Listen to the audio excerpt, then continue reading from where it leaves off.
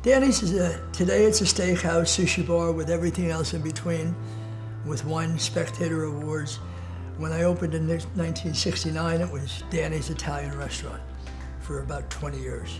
Superstorm Sandy had a real emotional impact on us, as well as to our business.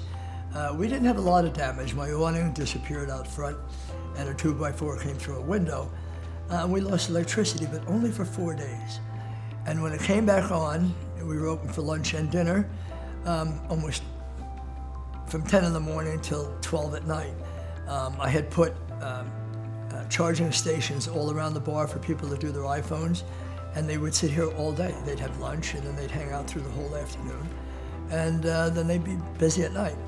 And it was emotional, because when people who had no electricity for 2 or 3 weeks would walk in the door and look at lights and point to the television, I could only imagine how hard it was at home, being cold with no TV and a bunch of kids. I came across the Small Business Development Center when my networking group, the Navasink Business Group, asked me if I'd like to go to it. And they explained a little bit about it, and in the same sentence they asked me if I'd donate food.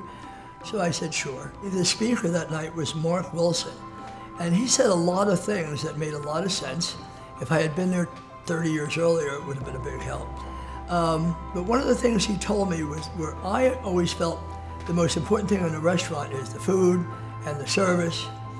And he said the most important thing is, number one, the overall experience, from the time they walk in the door till the time they leave. He said the second thing is cleanliness above everything else.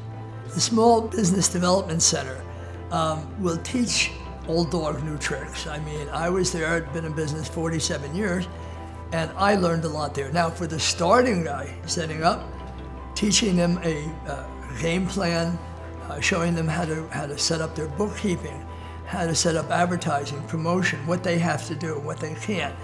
That's stuff people don't know unless they came out of a business college. And a lot of people in small businesses don't have that background.